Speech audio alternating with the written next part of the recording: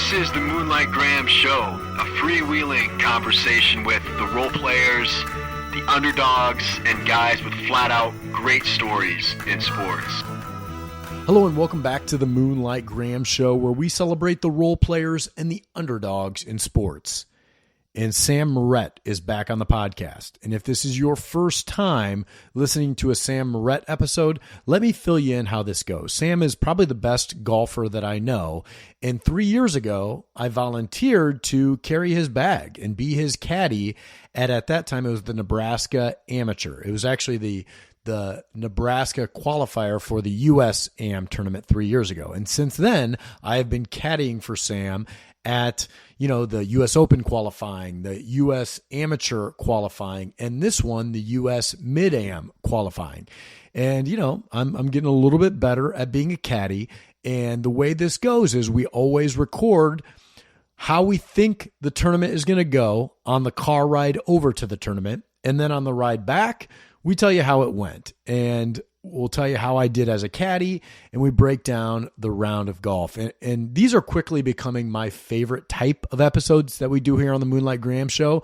Number one, because it's fun to be the role player. Like, Sam is the underdog in these tournaments. He's an exceptionally talented golfer.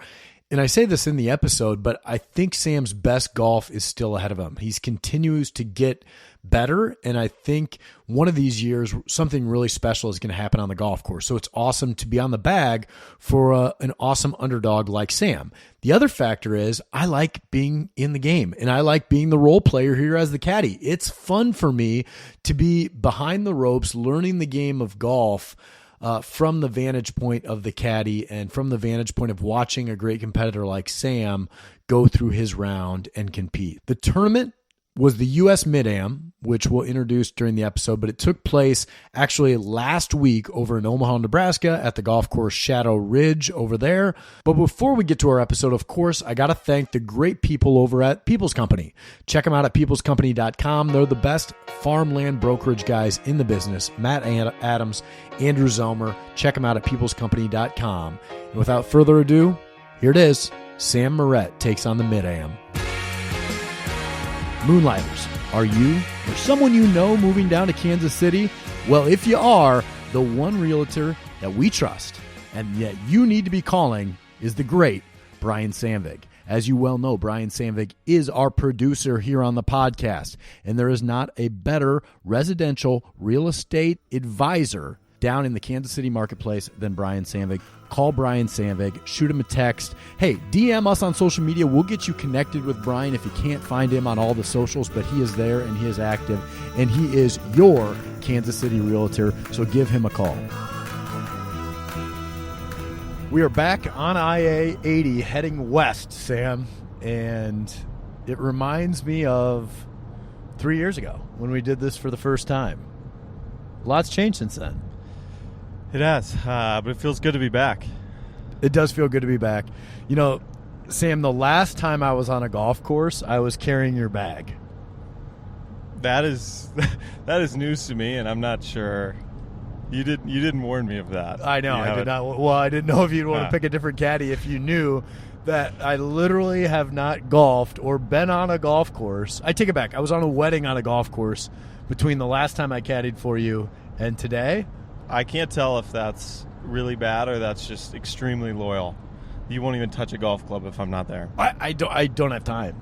The only time I can get to a golf course is to caddy for you at this point. Are you busy or something? Well, there's been a lot of caddy turmoil on the PGA Tour right now. We saw Ricky Fowler just fired Joe Scavron. We saw Will Zalatoris fired his caddy mid-tournament and then went on to win. So from my perspective, if I have an open slot on the weekend, I'd rather watch caddies on TV to make sure I can be, best in class caddy than try to go out and be just another duffer on the golf course. You've been preparing in your own way. Yeah. For today. I actually watched a lot of this past weekend. Zalatoris was in the playoff, and you saw a lot of caddy player interaction in that playoff because there was balls going in the water. There was a lot of communication that needed to be going on. Like, should we take a drop here? Should we pick it up? What should we hit here? Should we try to hit it out of the water? And so I was taking some good notes on that. I guess my question for you is, what would it take for you to fire me? I don't think we've found it yet. There hasn't been any times where I've been close to firing you, but I have been thinking. I think we're getting to the point, and I don't know if today's the day or if it's coming soon. This is not a firing. Okay. I think there's going to be a time soon where you're ready to call me off something. You haven't done it yet, but so far the closest we've gotten is post-shot. You saying like, I thought it was the 8, not the 9. And it's like, well, we're in the water, so let's just move on. You didn't say anything before. I think we're close to that point where you call me off something before the shot, and you're like, hey, that's stupid. Let's not do that. And I'll probably do it anyway, but yeah, that's what could create the first fissure. Yeah. Yeah, it's like, Tim's getting a little big for his britches here. Yeah, I think so. Yeah. I think the first time you're like, that's the wrong club, and then I hit the club anyway. And whether it's good or bad, I don't know. I don't even know which would be better for you. Because if it's good, it's like, hey, let me do this, So, yeah, I think you're 2 steps ahead of where I think that I'm at today. Here's where I think the next step of our relationship from a player caddy is, where it's like, I know your game well enough to at least have you trust me that when you ask me if the club is the right club, you know that when I say yes, like, it's not just a perfunctory yes. It's actually like, Tim, I'm actually trusting Tim's opinion here, even though I'm going to say yes. In the back of my head, previously, whenever this has happened, it's like he was always going to say yes. Right. I don't actually think you agreed with it. It was just more of like a shrug. That's what I mean. Yeah. No, I think you're right. But by then, I think you're going to be wanting to make some tips. I think at the end of the day, not that the overall score isn't important to you, but I think you've got a little internal scorecard for yourself, and that would be a big moment for you to walk away and be like, I was right twice, Sam was wrong. I think would be. But hold on. It's not a me versus you thing. It could be, but it's not. No. I know my role here. I want to make that real clear. But I want to, I do want to know that I'm helping. I'm not just there. It is. Yeah. But helping in a way that doesn't necessarily contradict you, but helping your confidence, helping your game, and if that is you trusting my opinion, then that's a good thing. All right, that's a good distinction. Yeah. You know what I mean? Yeah. I agree like, with hey, that. Tim, do you think this is the right line? And for me to say anything like, or to provide any other input other than just, yes, Sam, I agree with what you're thinking. Like, yes, but let's remember this. Yeah. Hey, let's stay to the right of the bunker in the middle of the green. That kind of thing. Yeah. I think we're there. We're getting there. So, I was driving over to your house this morning. We took off at 6 a.m., early morning for the team. Was there at 5:56, ready to rock. I don't know if we've ever told the podcast, Sam, that how you ended up at the University of Iowa. I don't think we've covered this on the pod. You and I have covered this before. But the reason why I wanted to bring it up is because we are going over to Nebraska today. We're playing in the U.S. Mid-Am in Nebraska. I'm just assuming that we're going to have all these Nebraska Golf Association guys that you've been knowing for the last 30 years of your life, right? And they're, hey, Sam, how you doing, Sam, and all this stuff.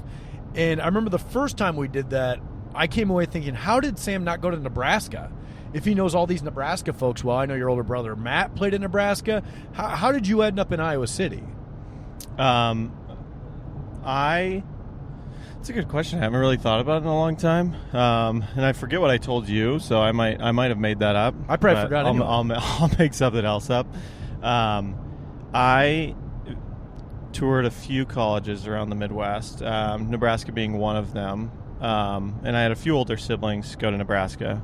Matt played golf, and he went to Nebraska, but he did not play golf for Nebraska. I do feel like I need to clear that up. good clarification. I thought Matt played for Nebraska. He did not, but he played golf. Went to Nebraska, but right. Didn't play golf for Nebraska. I'm glad you clarified that, because it's actually one of my gripes about going to UNI. Like, a lot of folks will like play club baseball and go to UNI, and then they will tell people like, I played baseball at UNI, and that bothers me, because then somebody will introduce me to somebody else and be like, oh, he played baseball at UNI, and in the back of my mind I'm like, no, he did not. I would know him if he did, and he did not play baseball. Anyway, back to Matt. Back to you. Back to Sam. I think that was all I had on Matt, unless you have any other questions. No, nothing on Matt right now. But I had a couple other siblings go to Nebraska. I never had that big of a desire to go to Nebraska. I looked at them, and they were probably in my top 3 or 4, or maybe even 2. But there wasn't like a huge pull because I was like some big Husker fan.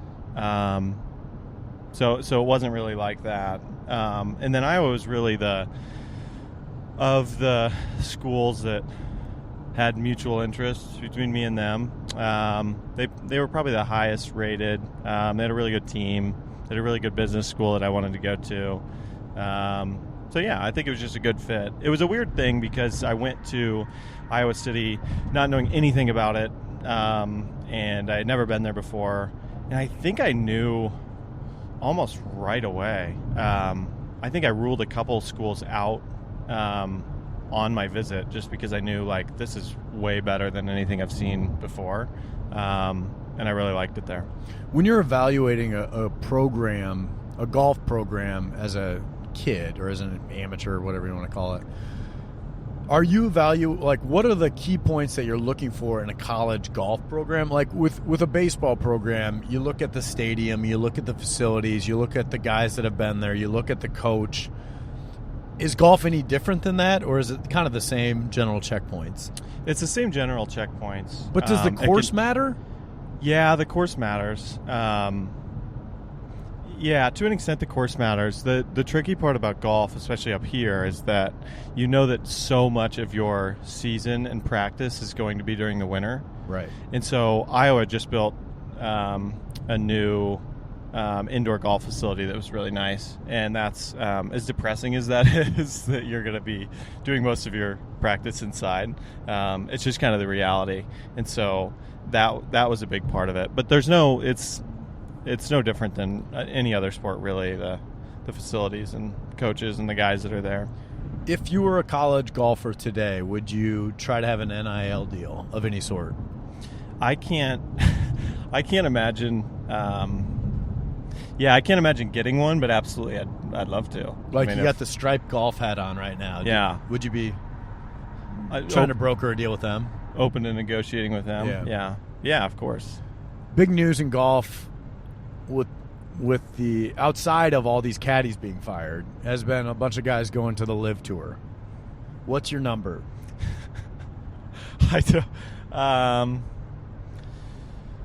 Oh boy, I don't know. I don't really have one. Like, realistically, like, let's say Greg Norman sends us a text later this morning. Realistically. Yeah, realistically. Yeah. Like, you win, you set the course record today. We win the Mid-Am by 10 strokes. And all of a sudden, Norman happens to hear about it, right? Because he's in Nebraska with Scott Frost today. And he shoots a text that says, hey, what's it going to take to get you to the Live Tour? I have no idea. So you're the thing uprooting is your life. I don't have really any negotiation. Like, I don't have status on. I'm not even a professional golfer, right? So but you have a real job. So it's you tough. You have a career. I think like, you'd be giving that up. I think I get a number, and then I send it to the PGA Tour and say, "Give me a card. Let me try it." You know? Wait a minute. Are you? And it'll be the closest you can get to, like, watch this average Joe try the U.S. Open the day after it's played. Would be following me through a PGA Tour season. So are you you're not going to do the Live Tour? Is that what you're telling me? I haven't put much thought into it because I don't really think it's likely. But no, I mean, if you gave me a choice, I'd go PGA Tour. Well, yeah. I mean, obviously. But I'm asking, what's your number to get you to the Live Tour? I don't have one. I mean, like, there is a number, obviously. Right. Well, like, what is the number? That's what I'm asking, Sam. I don't know.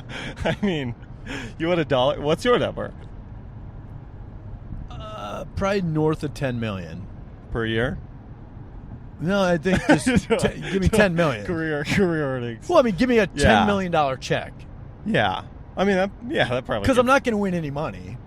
Yeah. So that's got to. Last place gets $120,000. But what's the thing now that it's coming out? A lot of folks are saying that their actual winnings.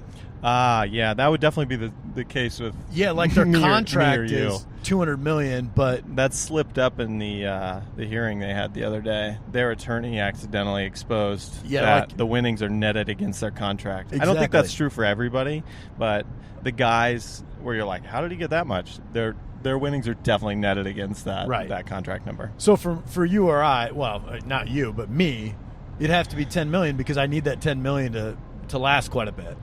Yeah, I mean, my number's in a similar range. I don't think it'll come up for either of us, but well, I mean, depending on how today goes. Well, the question for you is, you'd have to pay the caddy. I wouldn't disrespect you to have you be my caddy. I'm just going to carry my own bag if I'm on the Live Tour because I need all the money. But actually, my number needs to be higher then. If you're going to bring me, yeah, I think we got to go $20 million. I think we just go 50-50. I mean, I can at this point I can make any demand I want. True. You got to think though, like you said, you've got no negotiation power, but you're making more money in the private sector today than most like Sunshine Tour golfers are. So it's actually you have more negotiating power because you have more to lose than those guys. Like they have no career, they've got no money. It's like you actually have more negotiating power than they do. So I'm not good at golf, but I have a life. Okay. Yeah. Yeah, well, what I'm saying here is if you set the course record in the Mid-Am, all of a sudden, like, that's the storyline. Like, the Live needs more good underdog storylines than that instead of just buying out aging rock star golfers. I will say I have bad news for you about the type of coverage a good round in a qualifier for the Mid-Am would get. Well, they got one podcast who seems to care a lot about it. Yeah, they do. Probably the only coverage. So talking about the Mid-Am today. I had literally never heard of the Mid-Am until like 2 years ago talking to you. So we have the U.S. Amateur. This is not that. This is not that. We have like the Senior Amateur. Not that either. And this is just one in the middle. It's like, let's get the college kids out. Let's take the old guys out. And just for all the regular guys still playing, this is for them. Yeah, basically. I feel like we've called the U.S. Open qualifying our Super Bowl, but this is like the playoffs or a conference championship. I mean, really, this is the dream for a guy who comes out of college and is like, not good enough to play pro. And then it's just like, now I just twiddle my thumbs and wait to turn 25. I missed it last year, but so this is my first time. But yeah, this is a big one because it's, I mean, it looks and smells a lot like the U.S. Amateur, but then you take the college guys out. So then it's like it's an easier to qualify for U.S. Amateur. Can we get to the U.S. Open from here? Oh yeah. You just have to qualify, and then I bet top 2 gets into the U.S. Open. Winner gets into the Masters. Yeah. It's like, I don't want to downplay it by saying no college players. Like, I'm going to get dusted if I, likely. Yeah. If I get there, I'll be dusted by hundreds of players. But, I mean, there are really good players out there. How about the Iowa amateur golf scene, right? Pro and amateur. Mike McCoy. Unbelievable. Yeah. Nate McCoy. Zach Johnson. It just seems like the Iowa golf world. Is that why we're going to Nebraska, to stay away from the Iowans a little bit? It's not. It could be. It's a good reason to. But no, it's not.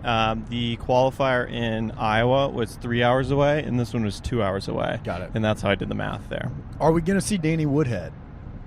I don't know. It seems I glanced at the field, but I only glanced at our group because, You're focused. Yeah. He is there. And it is concerning He is in the field. It is concerning that I'm not the most desirable podcast guest in the field. It feels like the fact that Danny hasn't been on your podcast is sort of an upset. It has not been without an effort. I've tried to Woodhead, he was one of when we started the podcast, he was on the list. He'd be like a top 3 name you'd throw out for this is the idea for a podcast I have. Yes. Underdogs. Right. Like Danny Woodhead.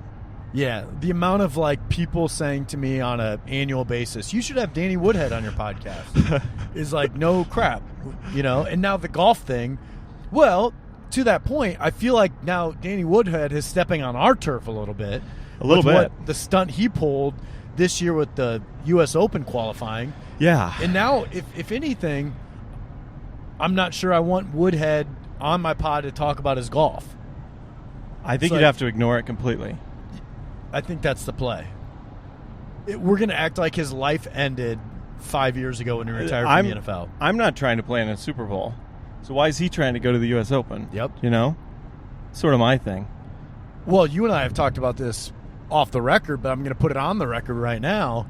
When he was on Pardon My Take talking about his U.S. Open qualifying, I about threw up because that guy had zero humility and what I think was zero perspective about how close or how far away he was from actually qualifying for the U.S. Open. He went on that pod and basically was like, yeah, I left a couple of shots out there. On a better day, I think I could have qualified. He missed by 16 strokes. He was nowhere near qualifying for the U.S. Open, but you would never have known that just from listening to that interview. I kind of found it a bit inspirational is too hard of a word, but I could use a little of that. Yeah. I could use a little I did not when we played sorry, I'm distracted. I'm trying to drive at the same time. When I played the sectionals, I did not come away thinking, boy, was I close to playing the U.S. Open. I mean, technically, I was 36 holes away, but right. I didn't walk away from that thinking oh, I almost made it. You came away talking about how far you were from the elite. Woodhead came away saying I was right there. And yeah, maybe that's the mindset shift that you need. I think it might be. You need to lie and convince yourself a little bit. Yeah. But also, I was there too. And I saw not saying for you, but seeing how good the best players were. Yeah. And seeing what he shot and what that probably would have looked like. It's I don't know, Woodhead, you strung 4 pars in a row together. I don't think that meant you almost made the U.S. Open. You're not making the strongest sales pitch to get him on the pod. Well, I'm 0 for 5 years, so let's try something new. Yeah. All right, so let's talk about today. Start of the year at the U.S. Open qualifier. Windy day. Not the best day on the course for the Tim and Sam duo. Sam and Tim duo. Either works. My one critique coming out of that was Sam probably didn't play enough golf prior to that event. I'm hoping you've been on the golf course a little bit more than I have over the past couple of months. I have been, yeah. I would. Your impression was correct about my preparation for that one. And I feel a lot more prepared for this one. So where's the game at right now? What have you been working on? I wouldn't say the game is great. It's okay. But I can sort of live with how I prepared for this one. Of the last one felt who knows? It could be good, And that's generally not a great way to go into one. Yeah. But the golf course does not suit me here. Basically, every hole turns right to left, and I turn the ball the opposite direction and really struggle to turn it that way. But I also think that a lot of the time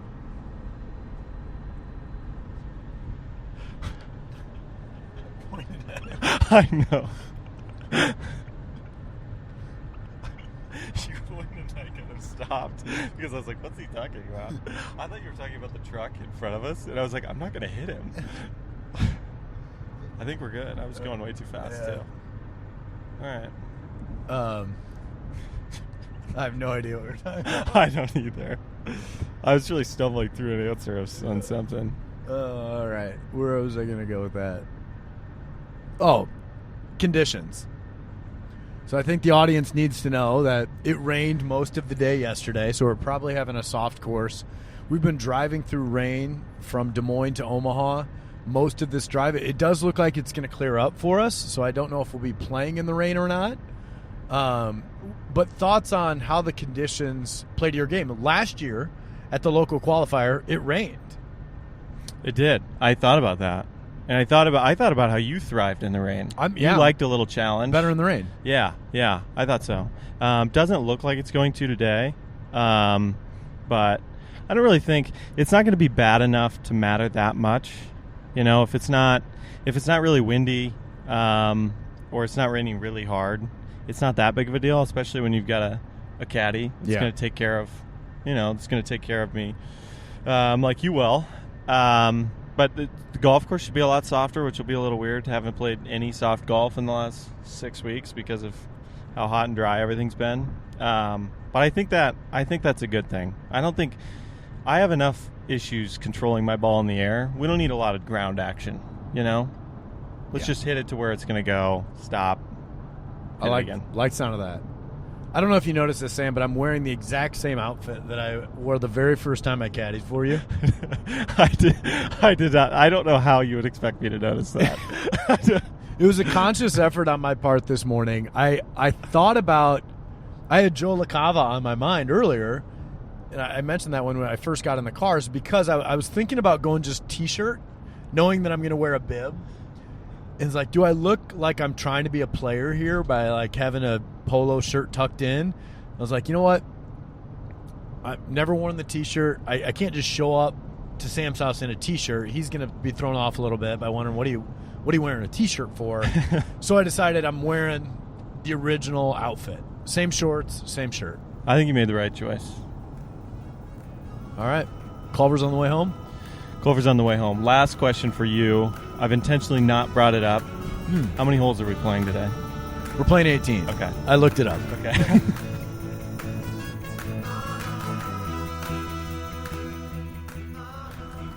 We're headed back eastbound on I-80. We do not have a trophy or a medal in our hands, but we do have a belly full of Culvers. Sam, 76 was the score today. Probably about 9 shots away from qualifying. How do you feel today after 18 holes? It was an interesting day. Obviously, pretty disappointing. It was a really weird 76 because, frankly, I felt good the whole time. And as you said, I think maybe missed by 7, and really felt in it the whole day. Just a few absolutely awful swings. It cost a bunch of shots. 2 doubles and 1 triple. Yeah. That was kind of the story of the round. Other than that, outside of the 2 doubles and a triple, which crazy as it sounds. Which is a lot, but you were every other hole like you had a shot at birdie almost. Pretty much, yeah. It was all good except the really, really bad. And as much as we ragged on Danny Woodhead on the drive there, he beat you.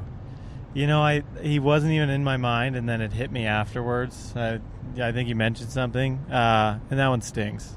I wish we didn't say anything this morning. Well, you can't take it back now. How much of the performance today do you attribute to the pants that you're wearing? Because you're wearing, I think I've seen Matthew Wolff wear these on the PGA Tour. They got the cuff on the bottom. They look more like a sweat pant than a golf pant, traditional golf pant. You want to talk about this, Sam? Not in particular. But I don't think I would blame the pants. But it does. You feel really stupid when you're playing bad in these pants. I thought they were great in theory.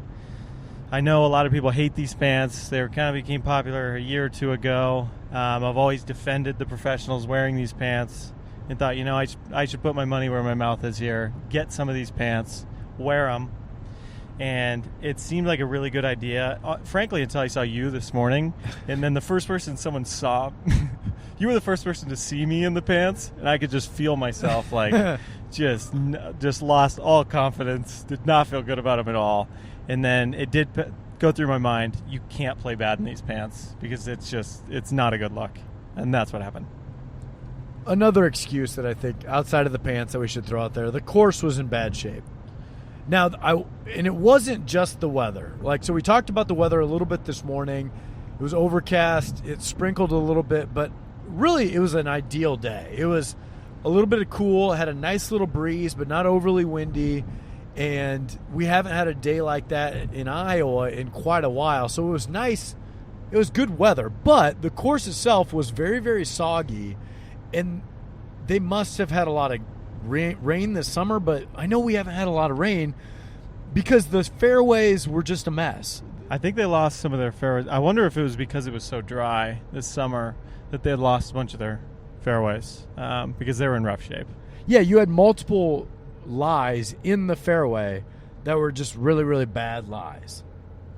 Yeah, I think it actually harmed me once. It felt worse than that, but I think it actually only kind of harmed me once. Well, it was deflating on our 9th hole, but it was number 18 because we teed off on 10. You hit a really nice drive in the fairway, and you've got 140 yards or so. Worse, 120. 120, you got to go over water to a pin that's kind of tucked, and you just hit it really fat and into the water. And at that point, we kind of felt like we were bringing some momentum into the back, and that one hurt. Yeah, we had gotten through one double, our first, made a birdie to get it back to one over, and the course was playing kind of soft, and I thought kind of easy and gettable, and so I definitely still thought we were in it at that point. It's like there's a lot of holes left and a lot of holes I could get, but that one was deflating, just fatting a wedge into the water and making an ugly 6 from the fairway there. And even after that 6, you run off a string of 5 holes where essentially you should have had 5 birdies in a row. You birdied 3 of the 5, and 2 that you missed were actually you birdied 2 of the 5. You missed 2 really, well, I shouldn't say easy because it's not me putting, but 2 very, very makeable putts, the type of putts that I've seen you make over and over and over again. And then you had another birdie putt just come up a roll of the ball short. And so it could have been 5 birdies in a row, even after those 2 doubles. Yeah, I had good looks, really on 1 through 5. 5 being the really short one. I feel like I think I had 1 tap in there on 2, and then maybe 6 feet on 3 that I made, and then a good shot of the bunker on 5 was the other really close one. That was in there about 4 feet, and I missed that one. Let's talk about the guys that we played with. So, one guy that we played with, Matt Junge was his name. Cedar Rapids native, played college golf for 3 years at the University of Northern Iowa before he transferred to Iowa State and became an engineer. Works over at ConAgra in Omaha. Really nice guy. Yeah. Good player, member out at Shadow Ridge, steady guy, and was very open with information. So it was good to pick his brain a little bit about the course. Always good to have a member in the group. It always helps. I thought Matt was limping a little bit. Back 9, it looked like his left knee, to me, was a little balky. But I asked him actually at one point, I said, is the knee bothering you, Matt? And he just said, I think I got blisters on both of my feet right now. So I think it was not about a balky knee, but blisters on his feet. He played really solid on the front and then was struggling a little on the back. And you had said something to me. You said, I was watching him walk around, and you said, I think he's going through something. And I thought you meant, like, he just made back-to-back bogeys. He's kind of going through it right now. He's struggling. And then it came up again a little bit later, and you said he was limping. And so then we think he's hurting. He looked like he was in pain to me. I mean, I don't know Matt very well. I spent 4 hours of my life with him. That's it. But, like, he looked like a man in pain. You're picking up on a lot more things. This is not new, but you pick up on a lot more on the other members of the group than I do. Well, so speaking of the third member of the group, we had a guy, and I'm not going to name his name. You can look it up on your own if you're interested in it. But this guy, I don't know how to describe him, but he told me pretty early on in the round that he worked at a casino, and he looked like the type of guy that works in a casino. Like, he looked like he hadn't seen the light of day much. Like, most guys that golf a lot, they got tan lines, they've been outside, they've been in the sun. This guy, looks like he's been working nights in a casino for a long time. And then... What do you want me to say to that? Well, do you think he looked like he worked at a casino? Yeah, no. I mean, now that you say it, yeah, a little bit. Like, he looks like he smokes cigarettes and works in a casino. That's what the guy looks like. And he had come in from Denver. He actually lives closer to Fort Collins, so it's actually a little longer drive than originally thought. Him and a caddy had drove in from Denver because they didn't sign up for the Mid-Am in Colorado in time. He looked at Albuquerque, New Mexico, but that was a little farther drive, so they settled on the Omaha, Nebraska Mid-Am Qualifier. When he said that, I thought, well, this guy must be pretty serious about his golf game because he's bringing a caddy and he's driving 10 hours to get here. Sam, you said to me later on that you saw his warm-up swing on the first hole, and what did you think after you saw that warm-up swing? The first tee shot was a little tough. He took out 3-wood, which I thought was a lot of club for that hole, and floated one. There's trouble up the right, and he floated one right of the trouble that was up the right, and it was an interesting start.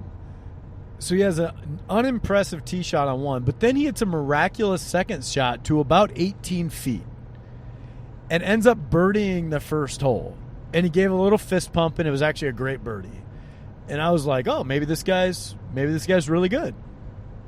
I was pretty sure I had it spotted on the first hole correctly. It was a good birdie, and I thought he might surprise me, and I might eat these words. But I think I had him spotted. So by the end of the first 9 that we play, he had his last 3 holes of the first 9 were last 4 holes actually. I went back and looked were double bogey, triple bogey, double bogey. And so at that point, he tied me on 2 of those, by the way.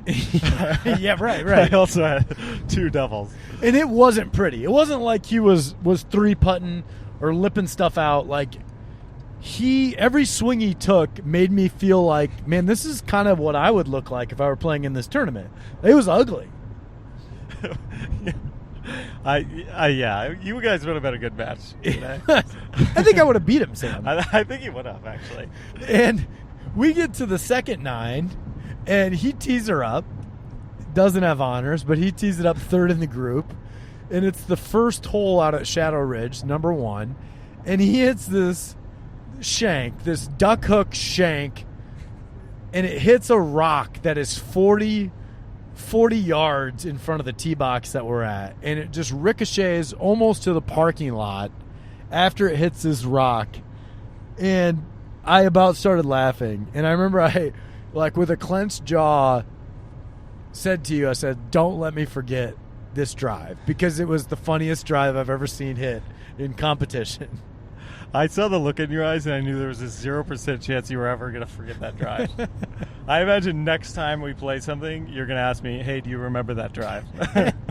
And not only that, but right after that, we bet Culver's on if he was going to break 100 or not. I said, Sam, I will bet you Culver's this guy does not break 100. And I felt pretty comfortable about the bet. Now, to be fair, even though we went and got Culver's, the bet never actually played out, because on our 11th hole, he hit his first drive about 100 yards out of bounds, and then he hit his second drive duck hook across the street, and then his third drive ended up, somewhere in the woods. And as we were walking towards the balls, we start looking for one of his balls for a little bit, and he just goes, you know what, guys, don't worry about it. I'm out of here. And he left. In the middle of the tournament. It's pretty rare in the 18-hole qualifiers to have somebody withdraw. But you could kind of see, and I've been through versions of this where you just don't have it, and then things start moving really fast. It's something that only happens in tournament golf, and it's why you need to play tournament golf, so you can kind of get yourself out of that. But you put yourself on a pretty hard course, and you know that every time you finish a hole, you see Tim punching in your score. It's being shot across the web for anybody to see, and things just start. Your wheels start turning, things start moving pretty fast, and things can go sideways pretty quickly. At one point, he missed like a short 4-footer for a 6, and he got a 7.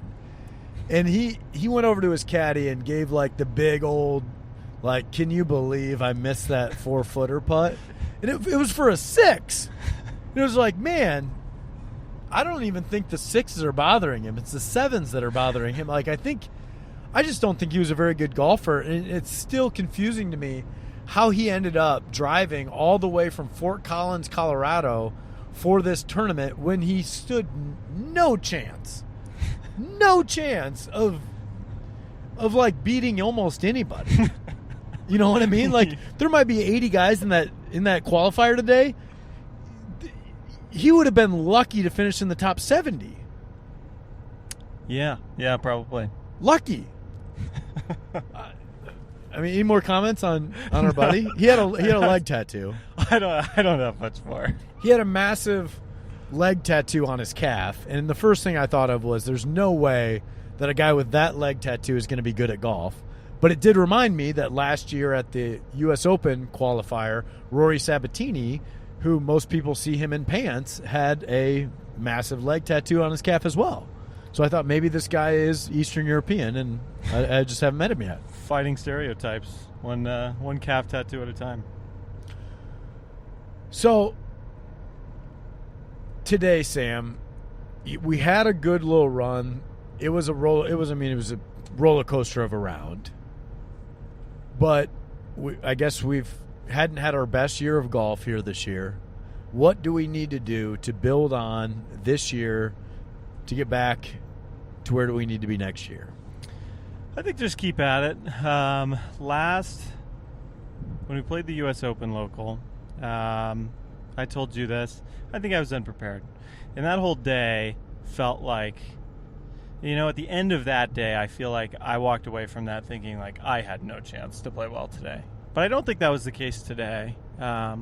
Even though I got off to a pretty rocky start, I had a putt with 4 holes left. I had a 4-footer to get back to even, and then I ended up shooting 76. So it was like it didn't feel quite that bad, but obviously a few of the loose shots kind of beat me up. And I would say the other thing is be picky on golf course.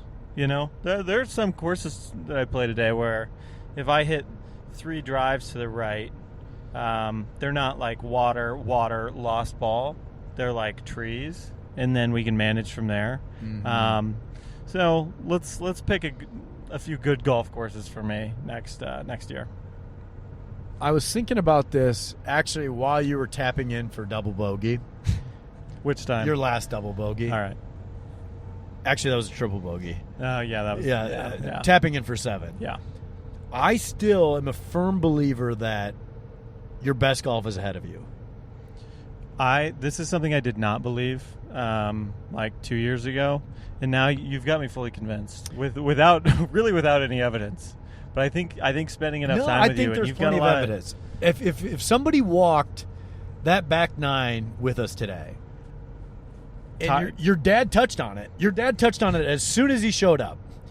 That there's a definite correlation between the missed 4-footer and then the wayward tee shot that followed it 2.5 minutes later. It's possible. And I think with age, you're going to mellow just a tad. You'll keep your quick twitch muscles. You'll still be able to hit it a ton. I mean, Matt, our boy Matt, who's a really good golfer in his own right, says to you at one point, like, did anybody hit it as far as you when you played at Iowa? It was a quick no. You're hitting it like 50 yards farther than Matt.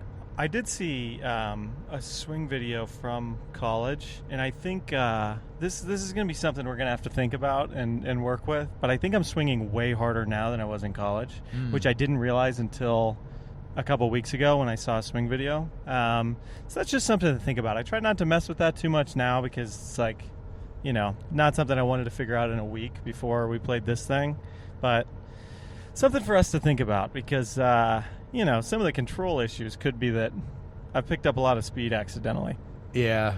Well, going back to your best golf still ahead of you part of it, I think you're going to mellow out a little bit, and I think you'll be able to regroup after the missed putt a little bit better and just not be as hair-trigger. Because ultimately, and this is on me a little bit as a caddy, we should have taken a deep breath there.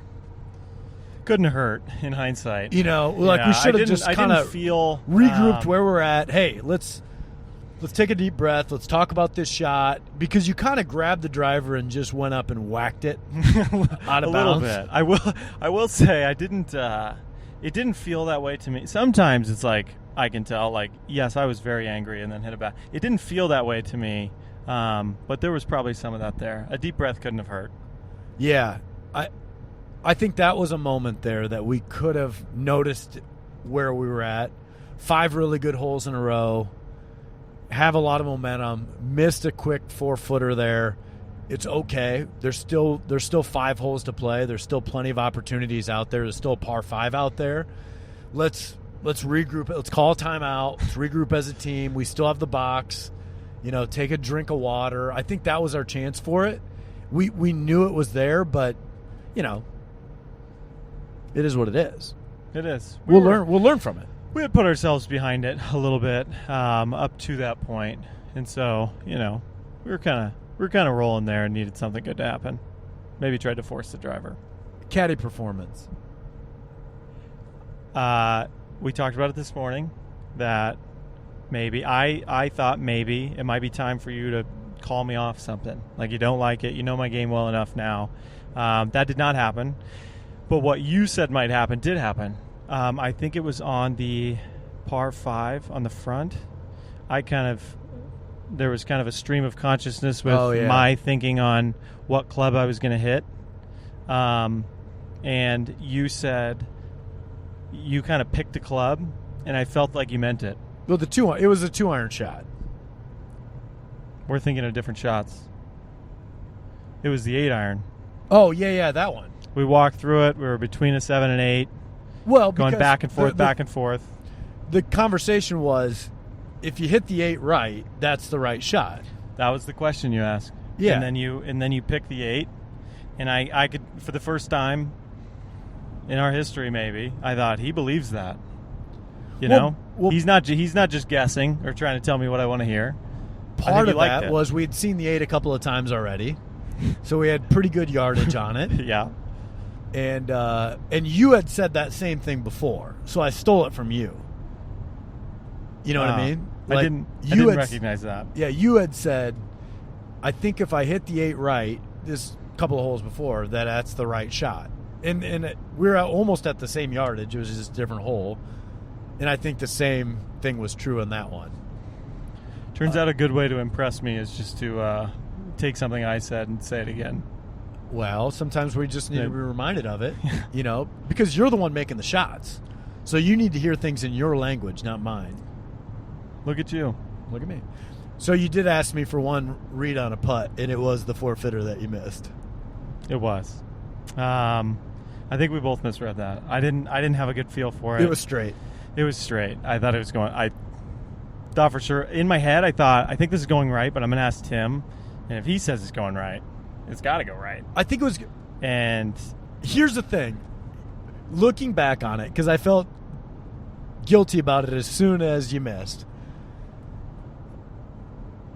I was thinking, man, I hope when I said that I think it's going that way, that he doesn't think that I mean, like, give up the hole that way. Yeah. So I hit a bad putt, I would say. But it was one of those where it's like, okay, I think it's left edge. And I hit it just outside the left edge and then didn't move at all. Yeah. So if it did break, it would have gone in. But it was not a good putt. It's not very often, even with misreads, that you miss a 4-footer. And it's like, that was a good putt. usually those are a combination of a bad putt and a bad read, and that's what we got. You really need to have one or the other, and we got neither. Yeah. And you only had control over one. One thing I thought was funny is you had a lot of these Nebraska golf officials, a little, maybe not as many spotters, maybe not as many guys on the course as we're used to, but a lot of them are dressed in khaki pants, a white polo tucked into the khaki pants, and a red hat. And from a distance, they look exactly like Donald J. Trump. Did you notice that? No, I didn't. I think that's been the uniform for 15 years. After I noticed it the first time, every one of them I saw, and some of them had blue pants on, so it wasn't as up. But like the ones that had the khaki pants on with the white shirt and the red hat, from a distance, it was just hilarious to me. Once you saw them, it's like, oh my God, they're dressed like Trump is when he golfs. That is his look. Yeah. I can picture exactly what you're talking about. Like every time you see him golf, that's exactly what he's wearing. Yeah. And that's what like 4 of the guys were dressed like today. That's the uniform. That's the uniform. Well, I mean, not much else to cover. Wasn't our best day. Still a great day on the course. I had a blast.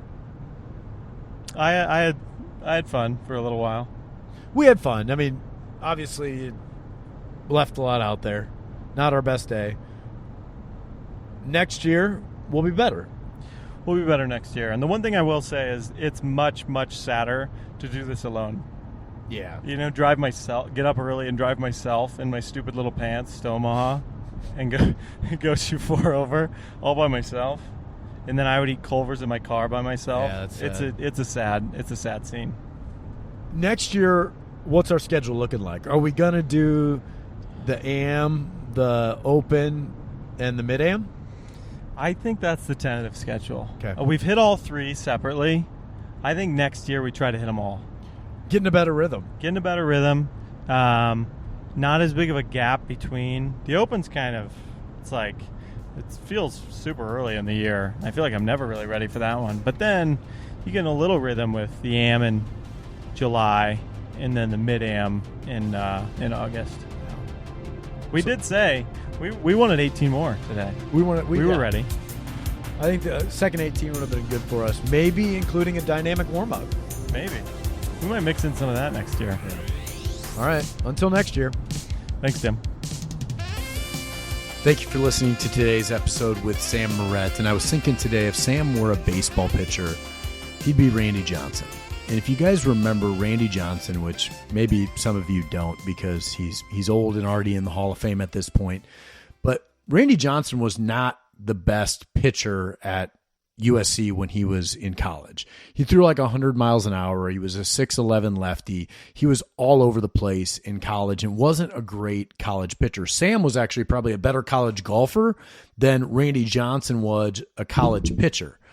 But then Randy Johnson was drafted by the Expos based solely on potential and was kind of all over the place throughout the minors, and it took him a long time to find himself. And similarly, Sam has skills on the golf course that are not easily matched. Like you go to one of these tournaments where everybody is a really good golfer. Most of these guys have played Division I golf, or they, played high-level amateur or professional golf at some point, and they all say to Sam, "Hey, does anybody hit it farther than you?" Like they are all just blown away by how far he hits it. I mean, he's literally hitting it 50, 60 yards past some of these guys that are also really, really good golfers. And then going back to the Randy Johnson analogy, once Randy Johnson hit his late 20s and things started to slow down a little bit for him, he all of a sudden found the strike zone. He dialed it in. He realized, okay, I can really let loose here, and I've refined my craft here, and he just became this dominant pitcher in his late 20s. I think that's how things are going to go for Sam. Once things slow down a little bit for Sam, he's going to turn into a Randy Johnson type, where he's still going to be able to hit it, 350, 380 yards off of the tee. But once things starts to slow down, the iron game's going to come around. I mean, his short game actually is really good. He's really good around the greens. He's a good putter, but it's just kind of that mid-iron game right now that I think is going to come around within these next couple of years. And that's why I always say that I think Sam's best golf is still ahead of him, because I've seen so many pitchers do the same thing. We're like, they're loose cannons when they're young because all they care about is throwing hard. And then as they start to figure the game out in their mid to late 20s, it really starts to settle in for them. And that's why I think Sam is going to, play in the U.S. Open. I mean, me and Sam probably are going to be playing Augusta someday. I'll be on the bag at Augusta someday. Thank you for the support with these episodes. I know you guys do like listening to how Sam and I are doing on the course. We really appreciate it. Thanks as well to the Moonlight Graham Show team, my brothers Andy and Neil, Tommy Griffin, who does all of our write-ups, Brian Samvig, who's our producer, and Brendan Gargano, who does all of our artwork here on the Moonlight Graham Show. And thanks to you, the Moonlighters, for subscribing, for leaving us 5-star reviews, and for following us on social media. We really appreciate it. Couldn't do it without you. Have a great week, Moonlighters. It's Moonlight Graham, yeah. It's a pretty good program, broadcasting to the heartland. Sports stories for the everyman. It's Moonlight Graham, yeah. Please follow us on Instagram. You're loving us on Twitter too. You download every pod we do. It's Moonlight Graham.